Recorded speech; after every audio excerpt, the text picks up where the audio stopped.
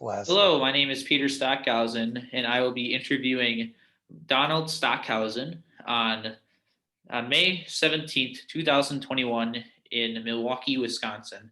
So I'd just like to say thank you for being here, Donald, and I am glad that you accepted my invitation, and I'll be looking forward to hearing all about what life was like back in the 50s and 60s. Very good. So, I my first question is growing up.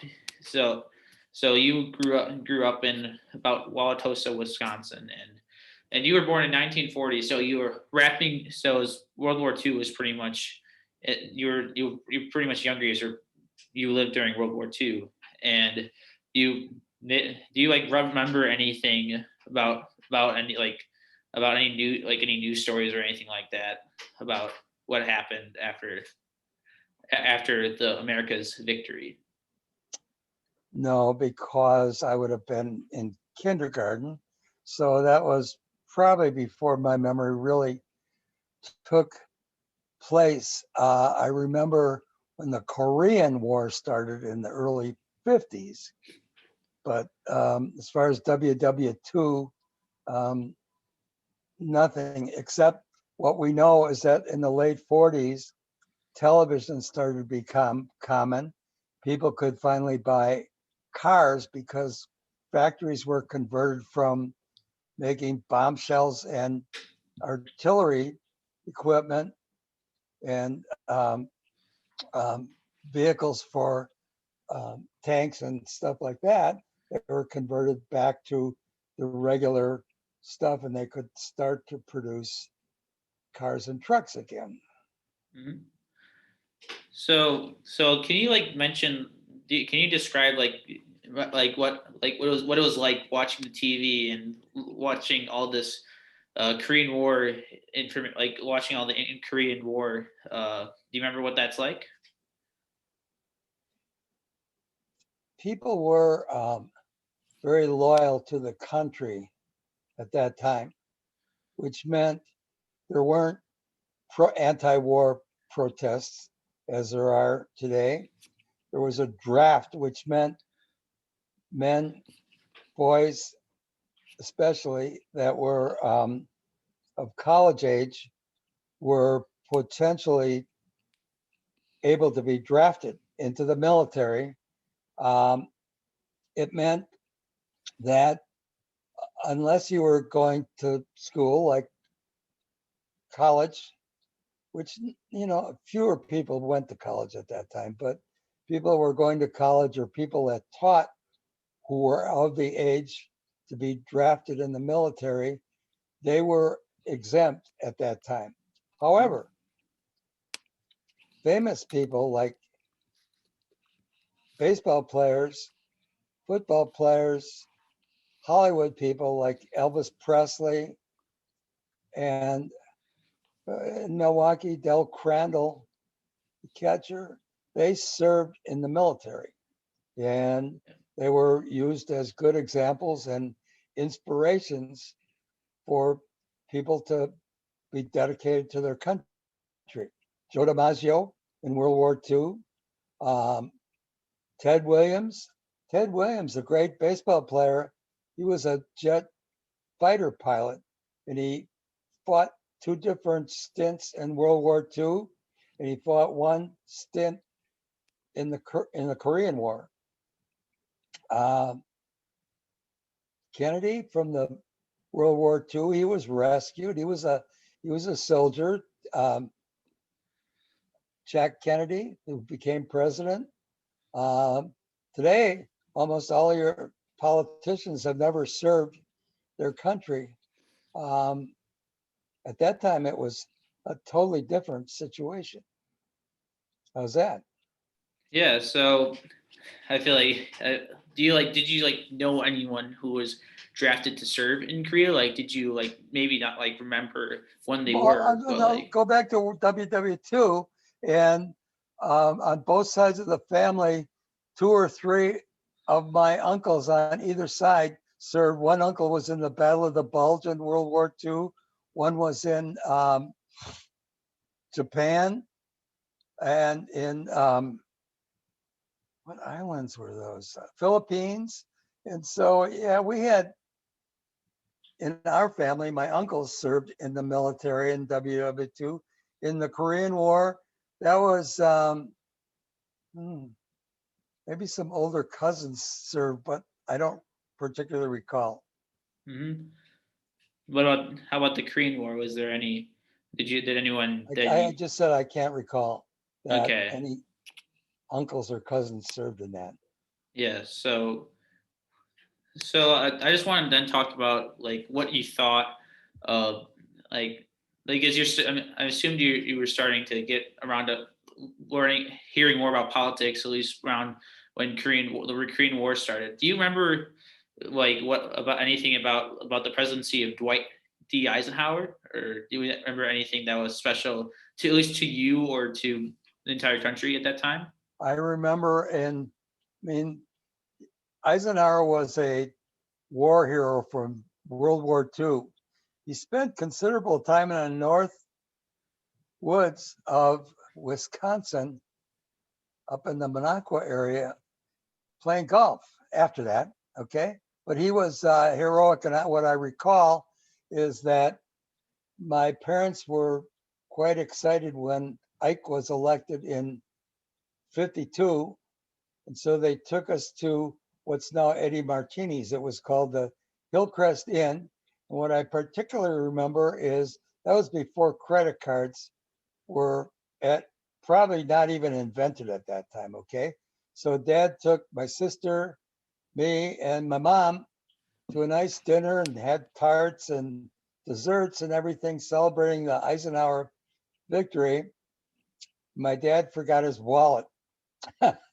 So we had to stay at the restaurant. Dad had to drive home, get his $50 bill for the dinner for the 4 of us, and then come back. But he got the uh, the toll roads and the super highways, the interstate system. That was a big accomplishment of the Eisenhower era. Hmm.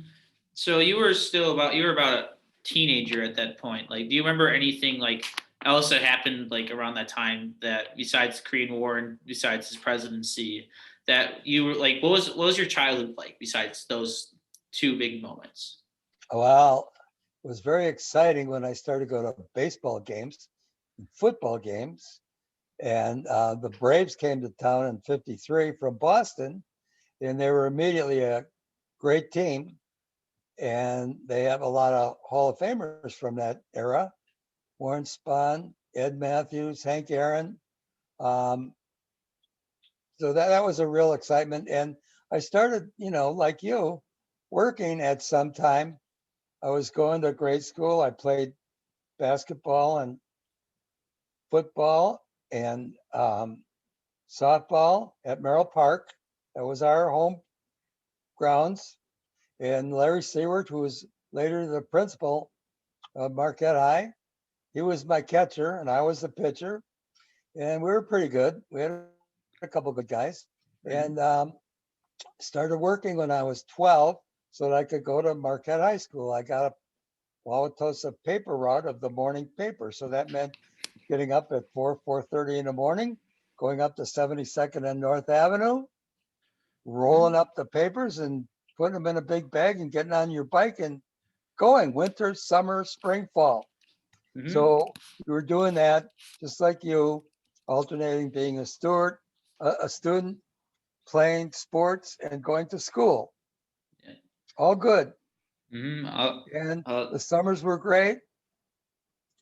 Um, Winters, pretty cold, and you were wearing boots. And at first we were hitchhiking to school and then taking a bus to school. But a lot of times somebody's dad would give us a ride because nobody was driving. And most families had but a single car. It was rare to have a two-car family.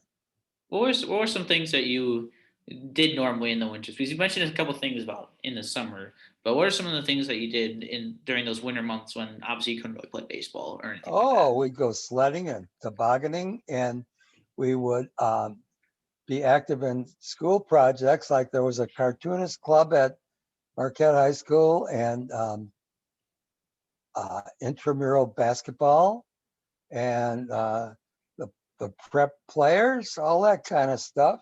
And we would always go to what is now the Wisconsin Humane Society on 47th and Wisconsin. It was Ace Foods at that time, and that's where the boys and the girls would go after the football and basketball games. Mhm. So, so as you mentioned this, there's high tensions between America and the Soviet Union.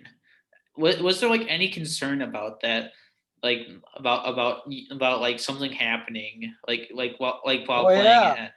people were um, buying underground shelters. And I can remember when I was a freshman in 54 at MUHS, our school disciplinarian was a big old Irishman by the name of Father Jerome Boyle, and he carried a shillelagh with a tape on the end of it. And I'm walking down the hall with my buddy Johnny Hellman, and this guy was very intimidating. And he came up to us and he said, "What are you guys doing here?" "Oh, we're probably supposed to be in study hall and we're messing around." So he says to this guy Hellman, he was a tiny little guy, said, "What are you afraid of?" And my friend Hellman said, "Russians." And the guy just busted up, but he still made him bend over and give him a couple swats on the ass. Do you remember any other good stories like that? Or Well, typically at our home in Wauwatosa, my sister was in high school at what was then Divine Savior. And typically around the dinner table, we were entertained by telling stories of what was going on at Marquette High School, all the horseplay that went on besides the studies. And there was a lot of stuff was going on all the time. And it was fun. any are there any standout stories that you think rise above the rest or anything like that? Or That, what can I say? There was one time in a study hall, and there was a very stern Jesuit priest up in front on a platform. His desk was above the room. And there were probably 100 guys in the room. And somehow or other, this guy's reading, and we're supposed to be studying, and a cap gun goes off in the back of the room. And the priest looks up, and from another direction, a frozen chicken landed on his desk. And the poor priest didn't know what to do. Therefore, he said, you, and you. And he sent 3 guys down to Father Boyle's office. And he didn't care who it was, but he knew he wanted to make his mark. Of course, they were all jugged and probably had to learn some 5-page poem by heart in order to get through that, to get back in school. But that's the way it was. yeah, that's And there were a lot more Jesuits at that time, and only a few faculty members that were not priests or what are scholastics. Okay, so we had this old typing teacher, because there used to be a typing class. His name was Jake Schmitz. He was an old German guy, right? So we're in class this one day, and my friend Billy Househelder, he carried a briefcase, and he lets a pigeon out in the classroom. Yeah, the friggin' pigeon is flying all around the place. And Mr. Schmitz says, "A fine trick to play on old man Schmitz." He's got this window stick to try to get the top window open so he can let the pigeon out. But the place was totally up for grabs. I mean, there was just a lot of stuff that went. One time we had lockers in the back of a classroom, and somebody that I know set off an alarm, and the class pretended it was a fire drill, and we all marched out. Oh, got chugged? Yeah. Oh, terrible times. A lot of fun though. And the food in the cafeteria was awful. I mean, the greasiest burgers. So you brought a bag lunch most of the time because it was pretty, that was the choice. You had a burger or nothing, maybe soup. Yeah, those are definitely a lot different times than what Oh, we've yeah. had at Marquette University High School, at least in the present day. I also want to get a little insight on. So you mentioned that you mentioned that you were a big baseball guy. So I want to ask you a little bit about what it was like when the Milwaukee Braves won the World Series against the New York Yankees in 1957. Of course, we were not able to go. I mean, the tickets were spoken for and they were expensive. But color TV was just coming in 1957. So my friend Jack, whose dad was a physician, and actually they had two cars, so they were quite elite, right?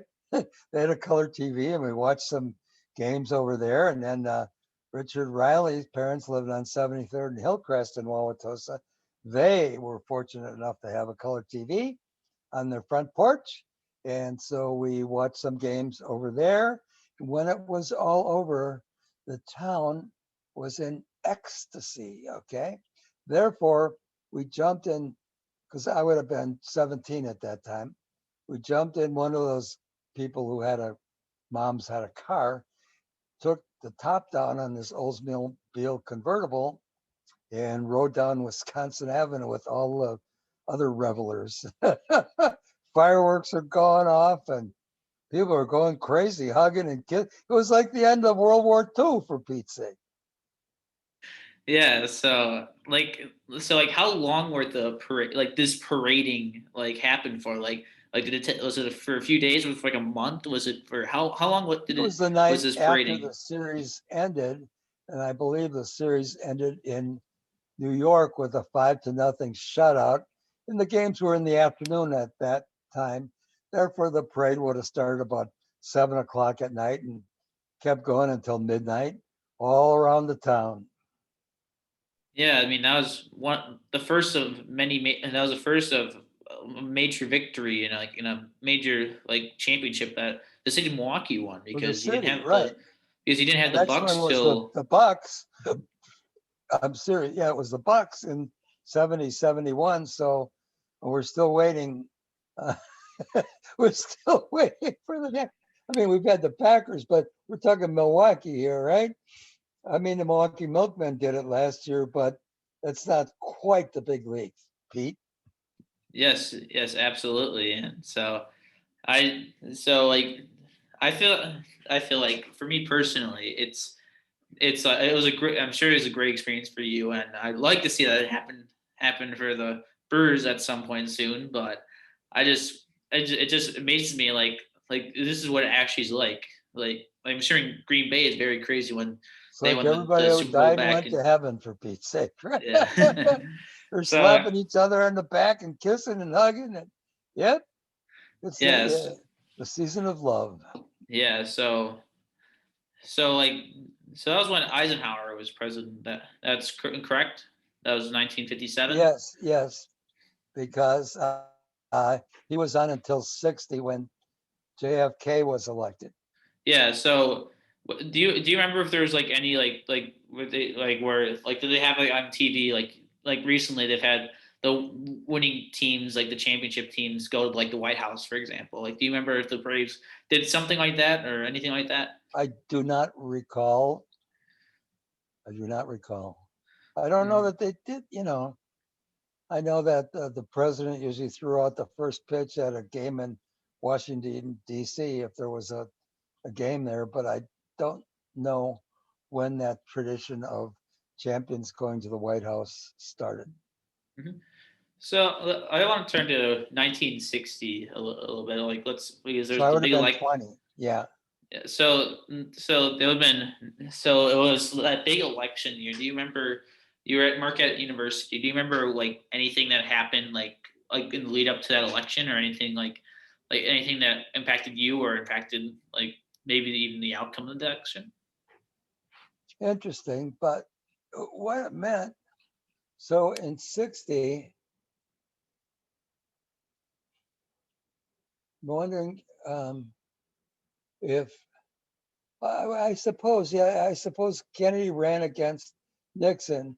Nixon was such a stoic, he was kind of a stiff, and Kennedy was so glamorous and had all these connections. And it was considered that when Kennedy was elected, that was going to be an era of good feeling, if you remember that from the history books. An era, yeah, and it was for a while. Well, there was a Bay of Pigs invasion in Cuba, which was a war kind of thing, but it didn't last long. And then it all blew up in smoke when JFK was shot in the bookstore from the bookstore in Dallas, Texas, while in a parade, right? Yeah. Then So that's when Lyndon Baines Johnson, who was a Texas senator and a real roughhouse guy, cattle man, he became president at that point.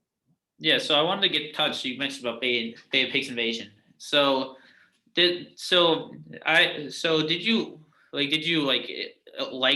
you support the idea of of of JFK letting troops and Cuban revolutionaries down to Cuba to overthrow that communist regime that was growing in the area and try to overthrow Fidel Castro? I believe that I was um, totally uh, apolitical, so I probably, might have read a headline about it, but was not emotionally pro or con the whole idea. We were So more now, interested in the efforts in space to beat out the Russians in their space shots. And that was one of the goals of the Kennedy administration, was space was going to be a big deal. yeah, I want to talk about a little bit about space race. And so the space race, when the Russians first shot the first satellite into space, did that make a sense of worry Oh yeah, for the it was American called people? And Sputnik. Yes, yeah, it did. Sputnik. Yeah, it did cause people to freak out. Can you like Not describe? not nearly as much as it would in today's environment, but at the time, yes, Was they there were ahead like of us. was there anything that like do you remember happened like at when you were at Marquette University? When like do you remember if like there's like any worries like what happened like the next day or when people found out about this? No, we were watching the space shots from the student union. I mean, there was a TV in there, and maybe 100 people or 200 people on a little TV watching it and going, ooh, like the fireworks on the 4th of July, right? Yeah, but I'm It sure that put a lot of wasn't a military fear, no. so it wasn't okay. So after that you had the first dog, the first like living organism that went to save Laika, the Russian dog. Did any of the like launchings of any shuttle or any like space any shuttle or any like living organism go into space that worry anything like right before when America started sending like stuff up to space? That worry the American people. Did it what? Did it worry the American people? Like No, when they those guys were said, like rock stars. Alan Shepard and James Lovell from Milwaukee. Those guys were treated like rock stars, and got on the board of directors of corporations and that were drilling for energy and stuff like that afterwards. And John Glenn ran for, I think he was the first guy in space, and he ran for and was successful as a senator from Ohio, Republican senator from Ohio. So those guys were rock stars. Yeah, so obviously they get a big excitement boost from the American people, and I just Because want to they were talk. considered brave, Yeah, brave patriots. yeah. And then I assume that. So then I'm going to jump a little bit to 1969 when the moon landing 1959 or happened. 69? 69 69, okay. when the moon landing happened. I'm assuming I can you like describe the experience of how that was how like because obviously we're depicted today is like everyone's watching the moon landing on TV. But what was there anything else that happened or anything exciting that happened besides that? Like were there big parades or anything like that or anything like that like there was In in Milwaukee 1957? in 1967, 68, led by a priest by the name of Father Grappi, there were all kinds of racial tensions in the summer of 66, I believe it was. And the city was shut down and quarantined, much like COVID was, because there was so much fear of shooting and looting. And it lasted. So there was a considerable amount of unrest in this city. Yeah, that's got to be that. I mean, that's you can kind of reference that to today in some sorts, but not. I don't know. It's just I just don't. Not like maybe exactly like that, but I just want to. So just going back to 1962, where this is when the Cuban Missile Crisis started. What was the tone like for you and everyone you around you, or even the American people, of when they figured out what that they're setting up the Soviets were setting up missiles in Cuba?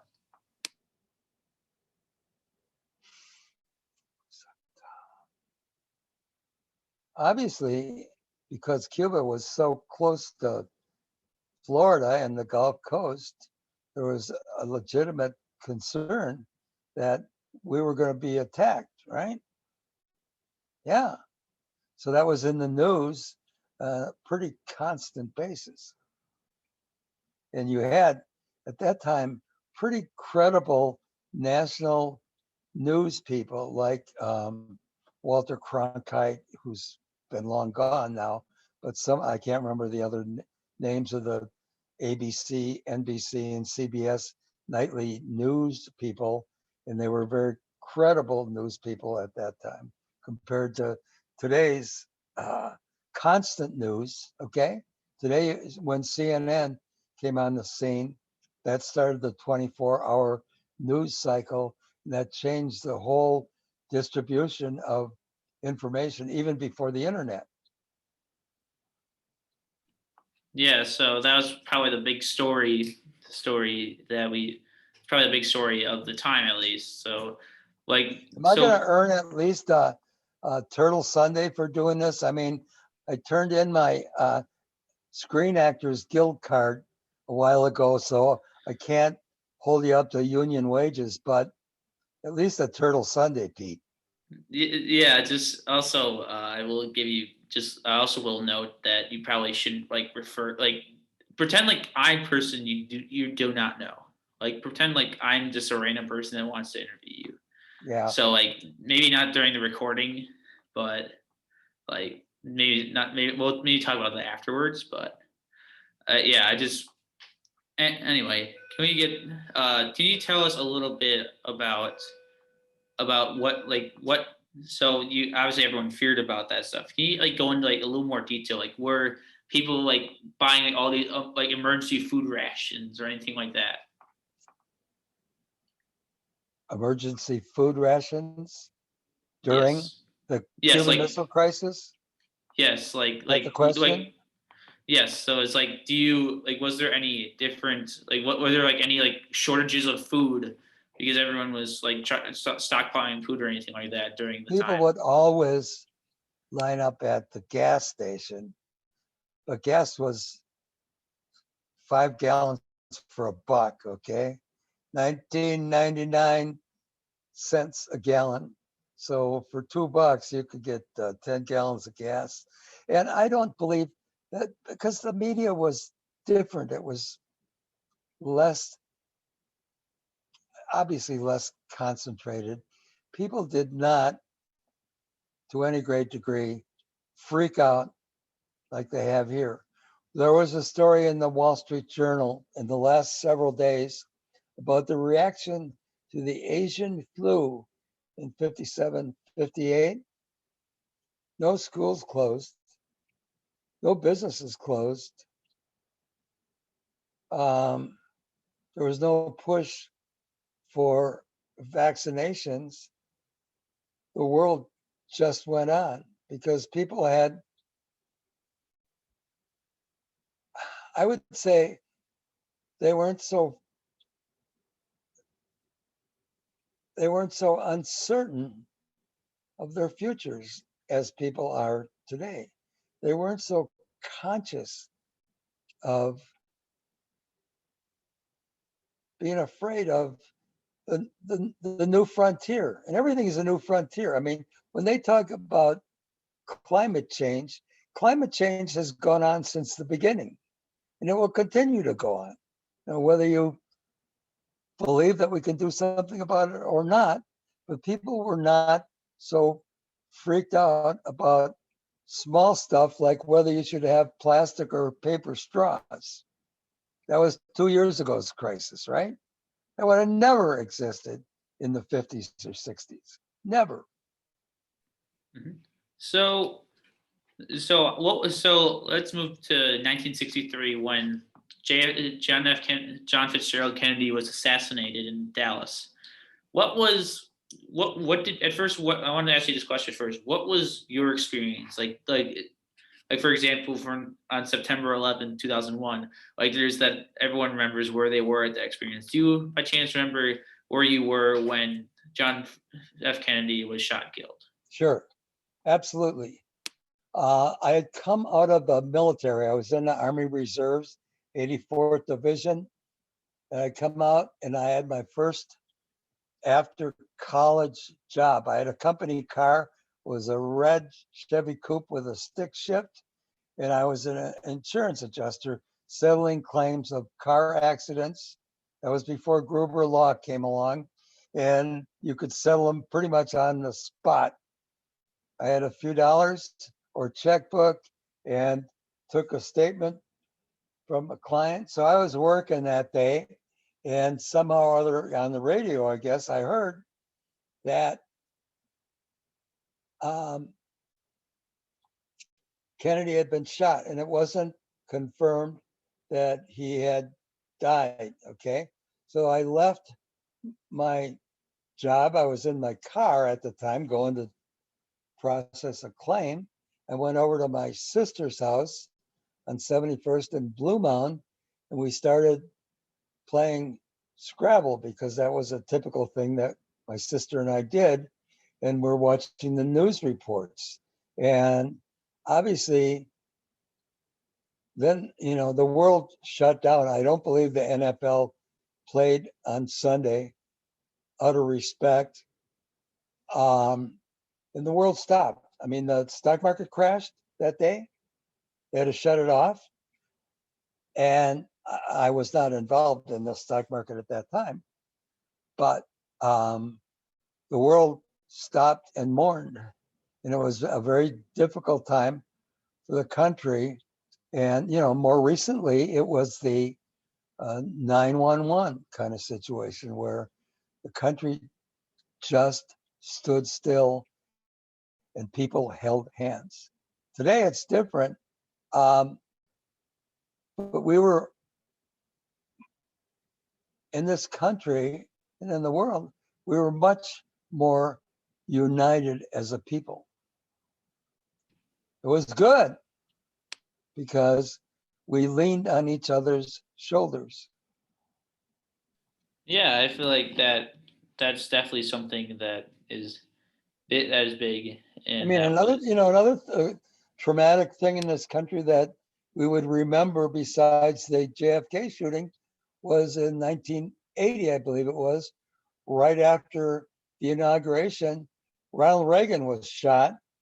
I can't remember where that happened, but that was another thing that just stopped the world, right? And what brought it out was kind of interesting that Reagan had this sense of humor, and he's in the hospital getting repaired or getting the bullet removed, and he makes a crack that says, "The guy was a bad shot. He missed me." But your world and the world when I was your age are, 180 degrees different.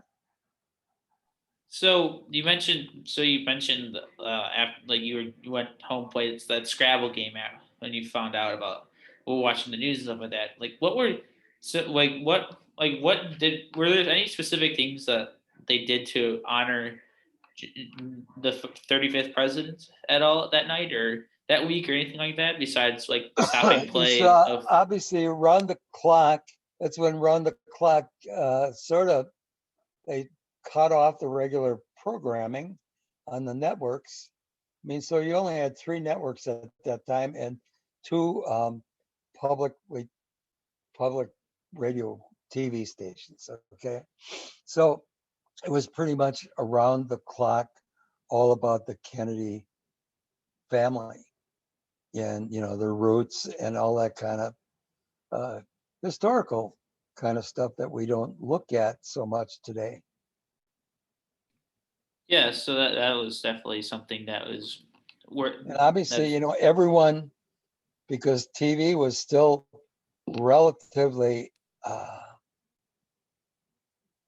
it was common, but everybody probably in the whole world that had TV watched the military funeral because JFK was a military hero. so I just want to I want to ask you about what it was like when Lyndon Baines Johnson was sworn in.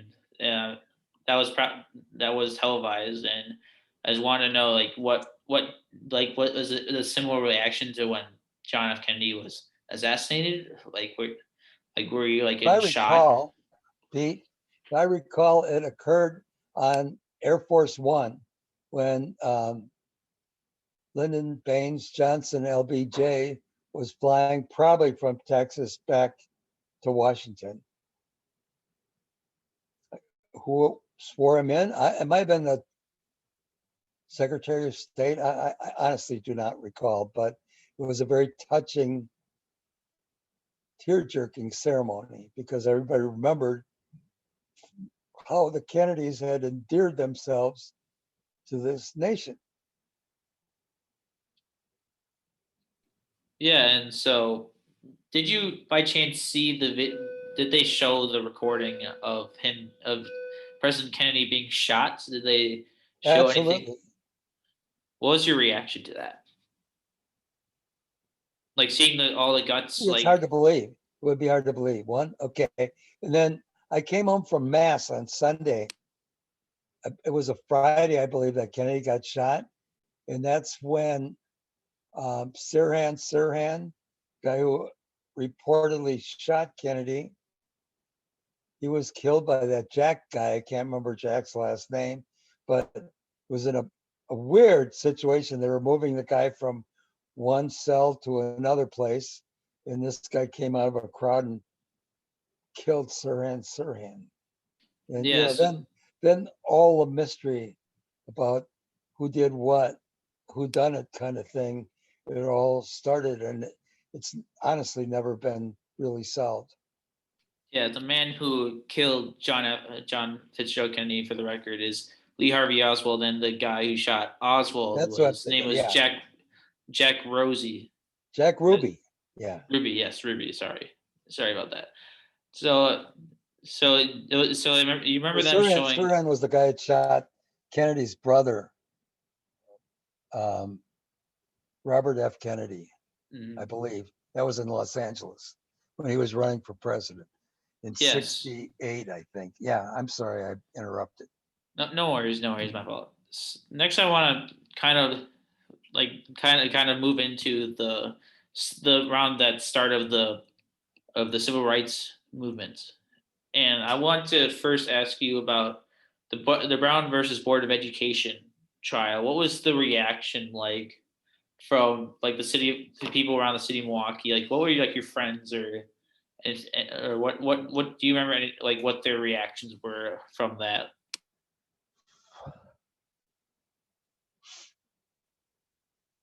Um,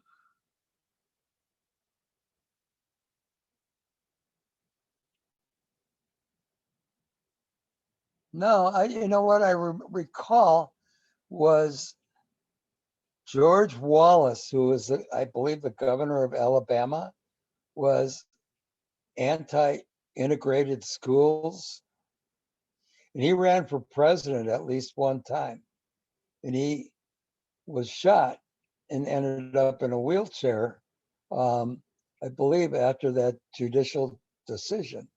But it's very cloudy to me because I was not, in truth, politically motivated at that time. You're more interested at that age in what school, girls, maybe a little beer, sports. In truth, people are much more politically aware, or at least think they're aware today than they were at that time. Yeah, and so then I want to then ask you about also for the record, George Wallace. He was the governor of Arkansas, Arkansas, okay. and he and then that's when he was a big advocate for like not having the like blacks integrated to white schools, Right. and that's when the situation like the Little Rock Nine, like the the the big incident in Little Rock, Arkansas, with like the nine black kids integrating into the white school system at one of the most prestigious high schools that the state of Arkansas had to offer at the time.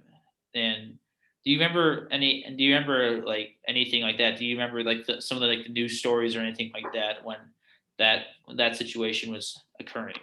Well, we've got to remember, I mean, I'm sure you know of this, that Martin Luther King was assassinated in this late 60s period also.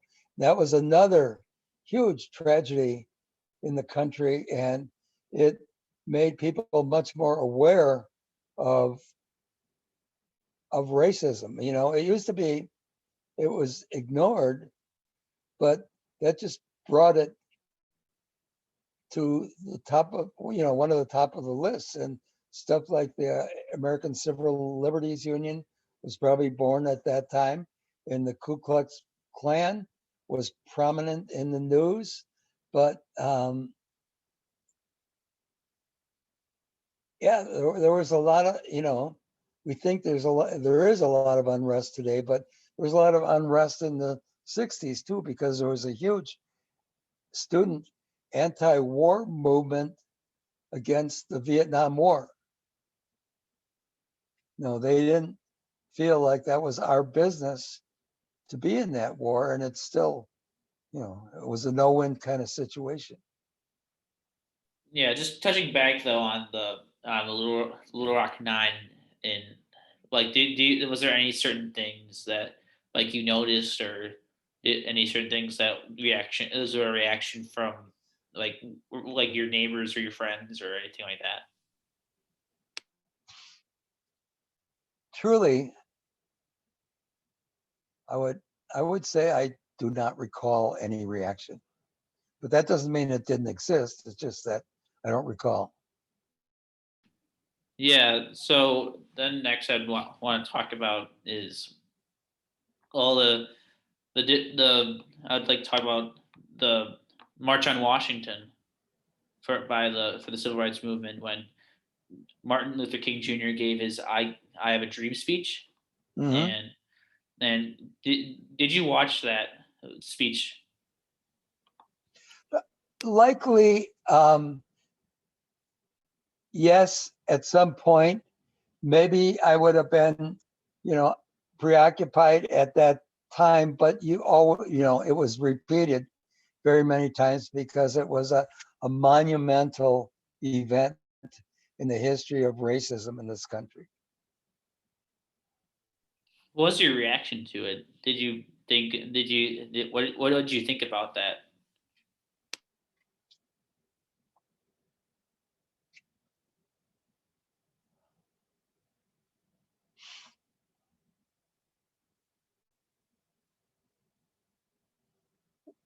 I thought the man was bold, sincere, bright, and he was effective in terms of getting his message across.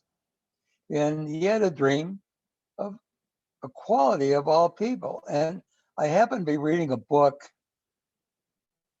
about a famous baseball player by the name of David Parker, who grew up in Cincinnati in the 60s. And he was in a biracial school, he said, high school, 55% black, 45% white,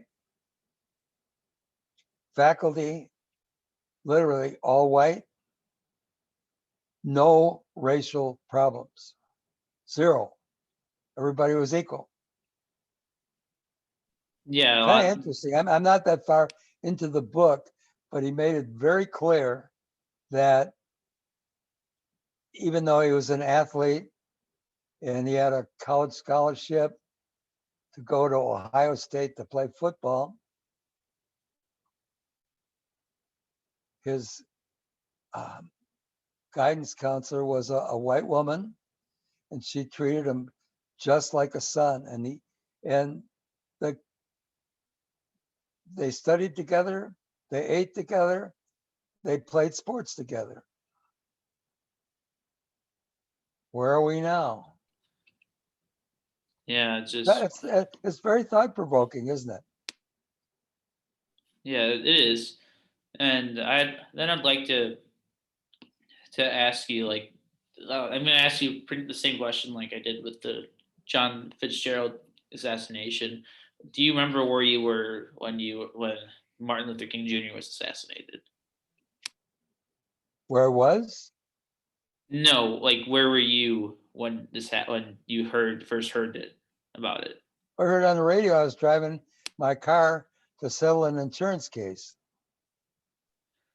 So same thing as the John Fitzgerald assassination, that you were doing the same thing as you were it was pretty much the same thing as the John Fitzgerald assassination, that you remember where you Wait a were. minute.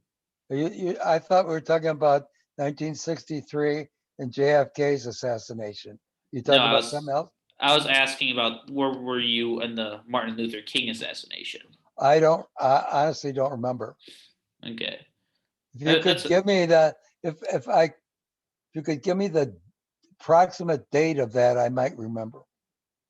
That was in early April of 1968. Was, huh? Shoot. No, I don't want to be flippant about this, but I was probably at some ball game or something, right? Or playing some sport. I don't remember the time of day or anything. Okay, so that's fine, but so then I want to start to get into that Vietnam War era. So the war went from 53 to 73, and American involvement wasn't really very big until the mid to late 60s. So I want to ask you, what was it like in that early part of the Vietnam War, when America wasn't really involved as much, and like that from that 50s to early 60s? What was it like? There was, okay, so when we got into the early 60s, that's when I'm graduating from Marquette University, okay? So at that point, you were very aware that when you got out of school, you were either going to be a teacher, go to graduate school, or be drafted, okay? So that's when the Army, Navy, Air Force, you Coast Guard, um, they had reserve programs. So you would then go through basic training, which was, I believe, 6 weeks. And then you would go to another advanced training program. Then you would be released after 6 months, not discharged, but released, which meant in the reserve programs, you would go to weekly meetings at a military base and serve your country in your specialty at a fort. In our particular case, from 62 to 68, when I was part of the reserves, we most of the time went to Fort Leonard Wood, and we were a reception company, which meant people that were drafted, enlisted men, we processed them through induction, which meant they got their issue of clothing, they got their hair shaved off, they got their vaccinations. And we led them around and taught them how to march, stand at attention, salute, all that kind of stuff. Okay, and one year, because the climate in Louisiana was similar to Vietnam, we were sent to Fort Polk, Louisiana, which was a tropical, okay? What that meant was that in the mornings, it would be warm. There was no air conditioning in your barracks. It would be warm, and you're wearing fatigues, which are warm anyhow, and boots. The weather would be warm. You do your routine. At about 2:30 to 3:15 in the afternoon, a shower would come on. This is the tropics, right? And then it would be extremely, like 100% humidity and 100 degrees after that. So you drink 3-2 beer at night. It was miserable. But the threat was if you didn't serve your country at that time, you're going to be sent to Vietnam as an active duty person. So that kind of kept things in line, you know? Yeah, it's I just want to ask you about that. So you mentioned that there was like a certain there's a certain fort. Where was that fort that you were mostly serving in? Was it where was it? Leonard Wood, Missouri, near nowhere, in the middle of nowhere, frankly. St. Louis is the northern part. So this is right in the middle of the state. You know, it's a hellhole. Oh, so it's a central part of the state. Yep. Okay. So then I want to ask you what. So that is so. Were you eligible for the draft when the first draft when it happened? For Sure, 62. I mean, because I was out of school at 1962. So I was eligible at that point. yeah, and then you were drafted and then sent to No, I Missouri. was not drafted, signed up for the reserves because if you were drafted, you had to serve at least 2 years. Okay. That would have deterred my business career, you know, Yeah. Peter. Yes, and so then I'd like to ask what when you were finished with the reserve, you mentioned it was 1968, correct? Yeah, that's when I finally got my honorable discharge from the War of Indianapolis. Wait, what? What's the War of it? Can you explain what the War of Indianapolis is? It was a joke in our family, and it was about after basic training at um, Fort Leonard Wood. I was shipped up to Indianapolis, a place called Fort Benjamin Harrison, which is a small fort, but that was where the advanced training went for Army, for accounting and payroll, because at that little place, which had a 9-hole golf course, they processed the payroll for all of the military. And think about how manual it was at that time. So I was in a clerk school to learn how to process payroll. And after that, which I believe was, let me think, so I'm sorry, there was at least 3 months in basic training, 3 or 4 months. And so the other period was probably 2 months at your advanced training at Fort Ben Harrison.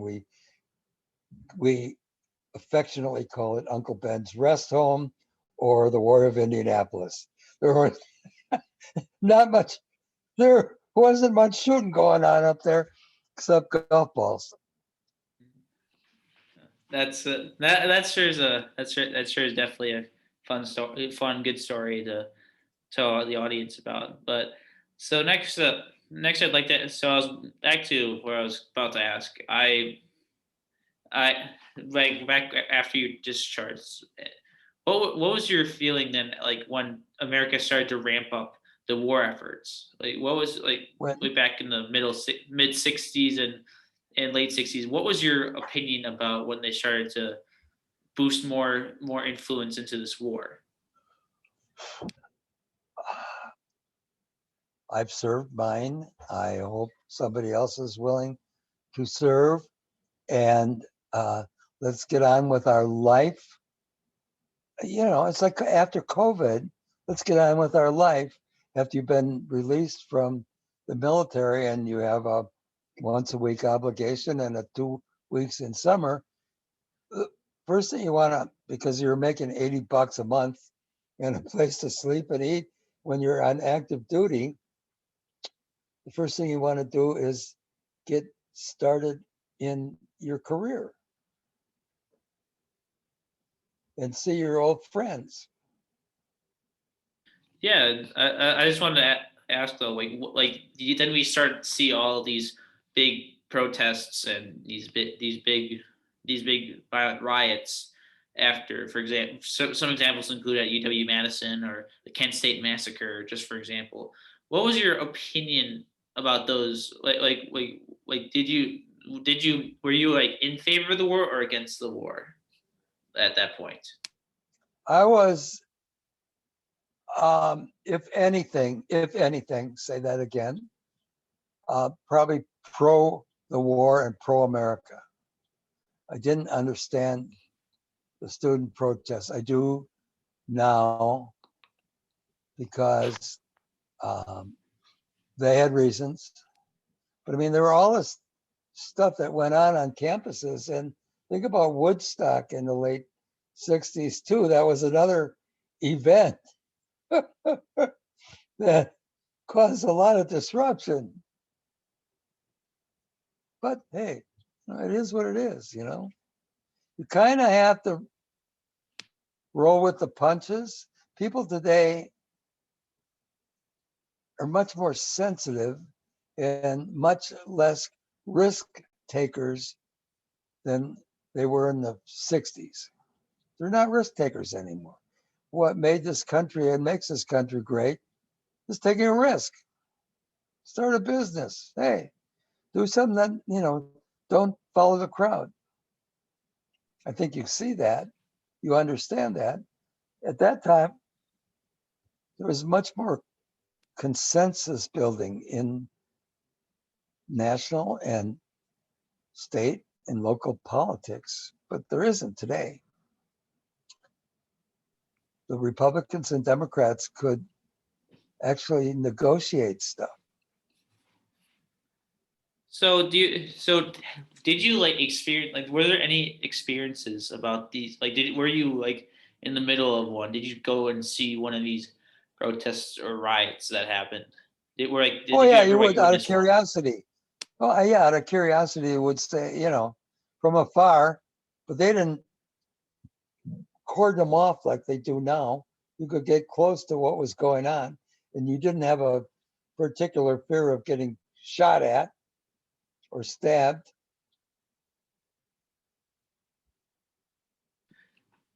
When did you know at the time that if this was a winnable war, for we were going to lose inevitably? Like did because you mentioned that if you mentioned that if America thinks we should be in the war, then we should be in the war to win.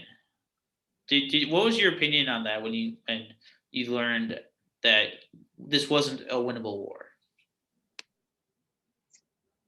We were not told at that time that it was not a winnable war. Correct, but what I don't was believe that we thought at that time that we could not win that war. yes, and what I was what I'm going to ask is what was your reaction after you learned that wasn't a winnable war? It was too much. It was so much later that I don't believe I would have been emotionally animated to even consider thinking about it. I want to ask it then.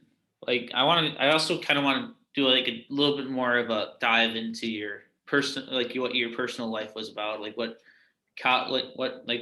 any college events or any like stories or anything like that. So you went to Marquette University High School. What were some of the things that you enjoyed about going there? What are some things that you were excited about? The fact that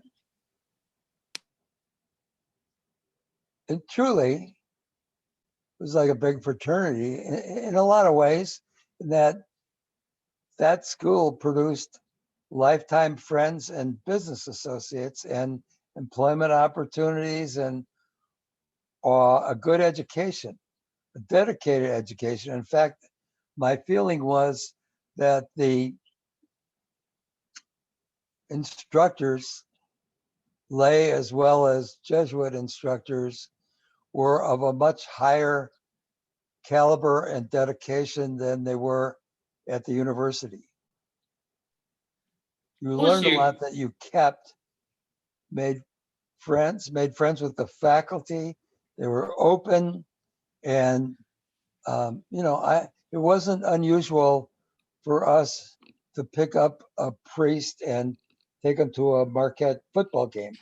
It wasn't unusual for three of us guys to play golf with a Jesuit instructor.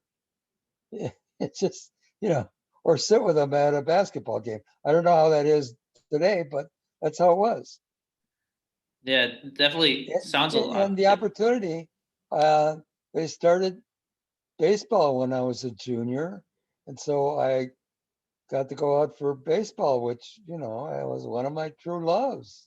I wanted to be the next Warren Spahn, but I wasn't that good. And Warren Spahn was a war hero as well as a great baseball player. Yeah. So then, is there any like stories besides the ones that you've already mentioned that you wouldn't mind sharing? Sure. The senior follies started while I was there. That was a significant showbiz kind of thing. And we started, can't remember, we had some kind of fair senior year. And somebody's friend was a car dealer, decided that it was a fundraiser, okay? And it was an indoor outdoor event, maybe in March or April of our senior year. And this guy that was in the car business said, why don't you buy a junker and get a sledgehammer and let people destroy it? 2 hits for 2 bits, okay? With a sledgehammer. So we bought this old Kaiser Fraser and there were no brakes on it. So it was extremely difficult to drive just from the junkyard to the west side of Marquette High School. So we got it there and we're having fun with it and raising some money for a good old MUHS when there was still some gas in it, and somehow or other, the friggin' thing got on fire. And I called the fire department. We ran away because we were scared. We were going to get in trouble. But I mean, there's just a lot of stuff that happened that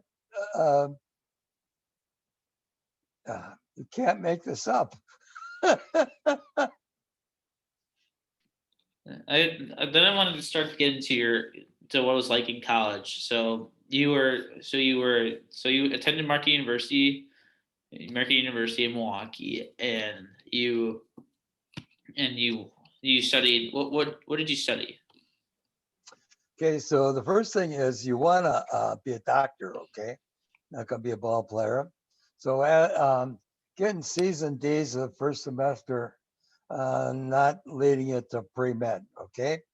So, but you're always doing, okay, there was work, there was sports, intramural sports, as well as coaching basketball at my grade school in Wauwatosa, work and studying came along, and there were girls, and the studying came along, but it seemed as if it was not a priority at first.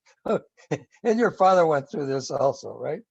So when you're, threatened to flunk out of school, so you step it up a notch, right?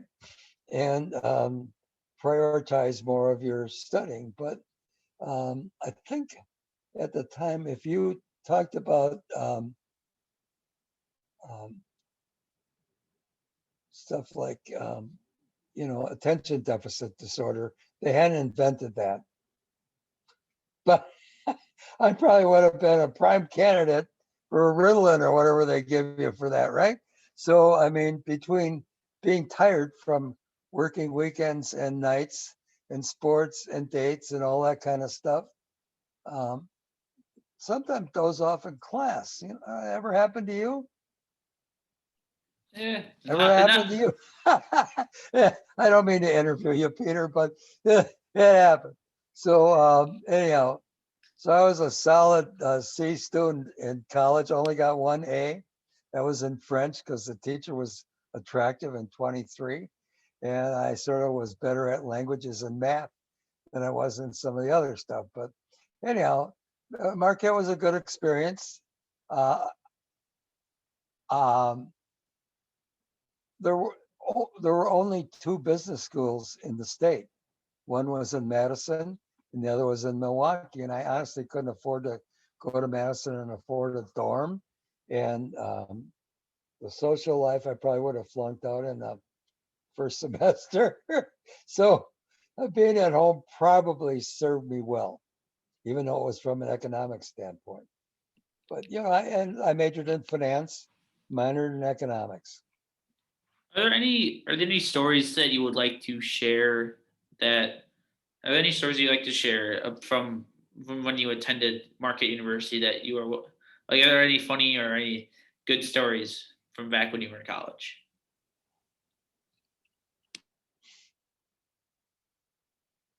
Favorite stories. Oh, I know. There's a bunch of girls and a bunch of guys on Friday afternoons.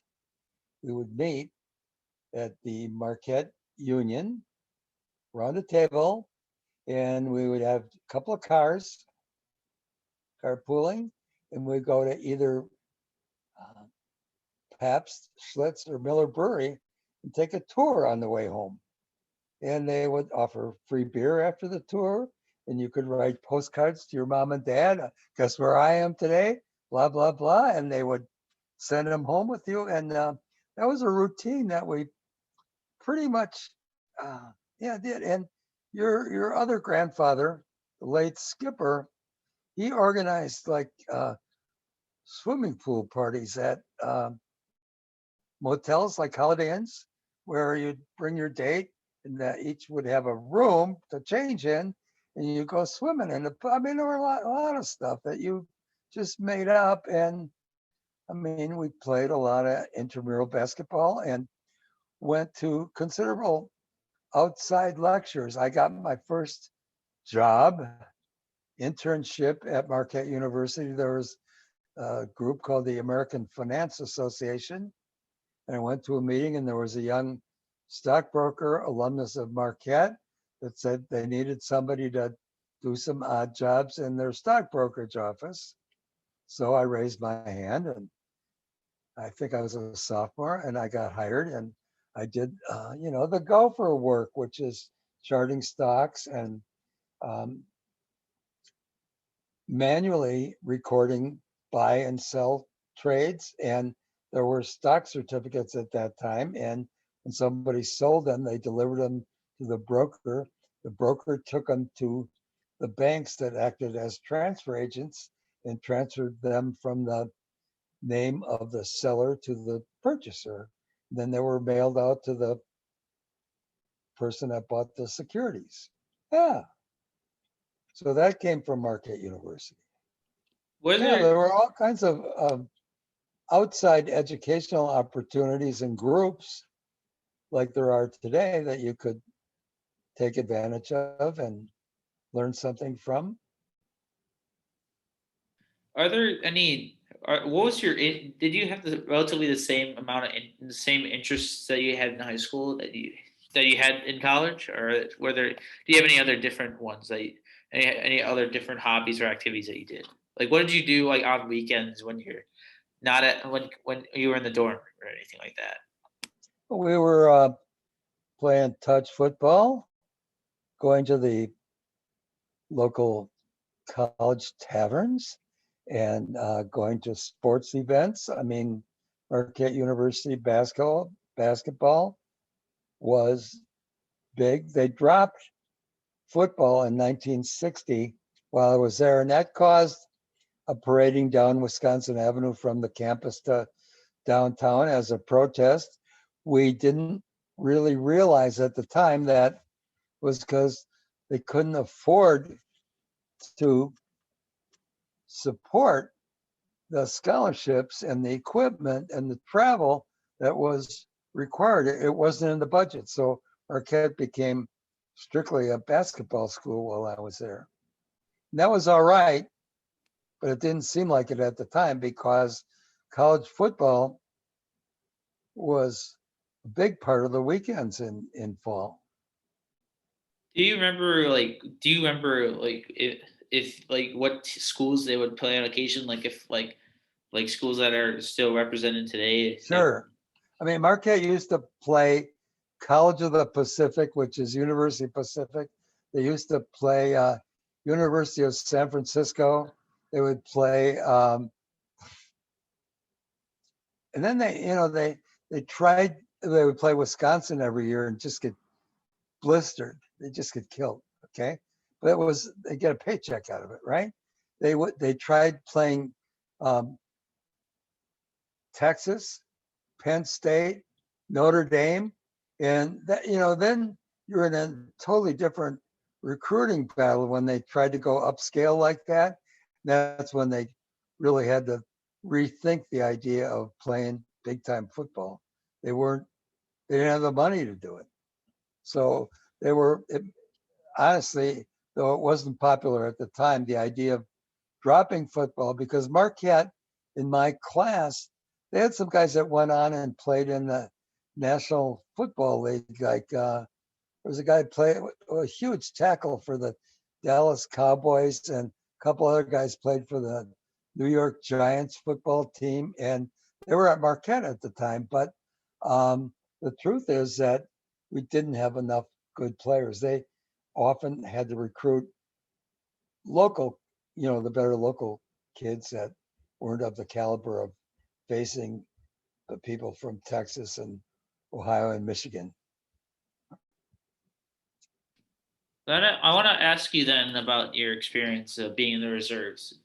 So you mentioned that you were there from 62 to 68, and I just want to ask, what was the experience like? Would you have any good stories? Like, what did you do during your free time when you're not real? What were some of the things that you did? While in active duty, pretty much in active duty in basic training, they run you and march you and teach you so that you sleep at night because you're up at 5 o'clock in the morning. Okay. So then when you get to the advanced training, that's a totally different thing because you're in classes And then, like in the summer camps, you were running troops around and teaching them how to be soldier boys. And but on the weekends, if you had a break in the summer from Fort Leonard Wood, we would go down to the lake. You would get off maybe on Saturday noon after an inspection, a military inspection of your barracks and your uniform. Probably did that in the Scouts, right? And we would go to Lake of the Ozarks and have fun, cut loose, because it was a very disciplined experience. Did you make any did you make a lot of friends when you're in the reserves, or like Oh did yeah, you oh sure. do you still Yeah, like some of them I still see once in a while. Well, most of them are dead. I mean, I'm 80 years old. yeah, but did you I'm not saying like any like time recently, but did you go and visit them, or they come visit you when when all your friends from reserves when they were still alive? Oh, sure. Yeah. Worked with some of them in later times, some at alumni events at school because some of them were from Marquette. So yeah, there was a camaraderie. Did you did you meet people all across the country, or they were relatively from like the same area? Relatively from around here. Yeah. Okay. We lost I track was of just some of the wondering great because characters. I was wondering because it's reserves, like people might not be sure about whether or Yeah, there not wasn't like email these and came from all around the Zoom country or the calls same and all that area. kind of stuff. And long distance phone calls were expensive. Therefore, you didn't do it. If somebody lived in Indianapolis, it might cost you $10, which is like $80 to make a phone call. Yeah, but that's certainly something. But anyway, I just wanna wrap up here. Just wrap up the interview with you. I just want to say Would you thank like you a so much. song or anything, Pete? Okay. I just want to say thank you very much for coming on and taking time out of your day to come to answer a few questions and tell us pretty much what your life story was back in the 50s and 60s. I just Back in want the to day, it yeah, was an just want extreme pleasure to share this hour with you, Pedro. yes, All I and need is it's Turtle Sunday. all right, that's fine. Start off. So I'm gonna all right, so then I just want to say thank you so much.